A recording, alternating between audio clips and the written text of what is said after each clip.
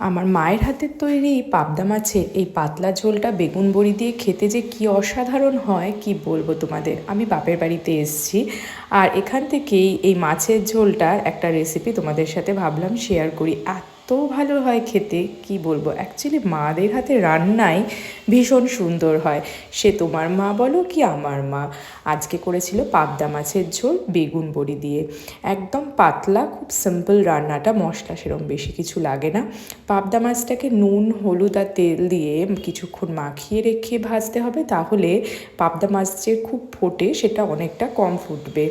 আর এদিকে বেগুনটাকে নুন হলুদ দিয়ে ভালো করে ভেজে নেব, তার সাথে বড়িটাকেও ভালো করে ভেজে নেব। মশলা বলতে এখানে কালো জিরে কাঁচা লঙ্কা ফোড়ন দিয়ে 2-3 কোয়া রসুন কুচি ভেজে টমেটো ভেজে নিয়ে পেঁয়াজ বাটা দেবো, ব্যাস। এরপরে নুন হলুদ আর লাল লঙ্কা গুঁড়ো, আর কিন্তু কোনো মশলা এটাই লাগবে না। মশলা ভালো করে ভাজা হয়ে গেলে জল দিয়ে ফোটানোর জন্য দেবো, তার সাথে দেবো বেশ অনেকটা ধনেপাতা। তারপরে বেগুন বড়ি বড় বড় পাবদা মাছ দিয়ে আরেকটু ফুটিয়ে ধনেপাতা ওপর থেকে ছড়িয়ে নামিয়ে নিলেই রেডি। অসাধারণ লাগে।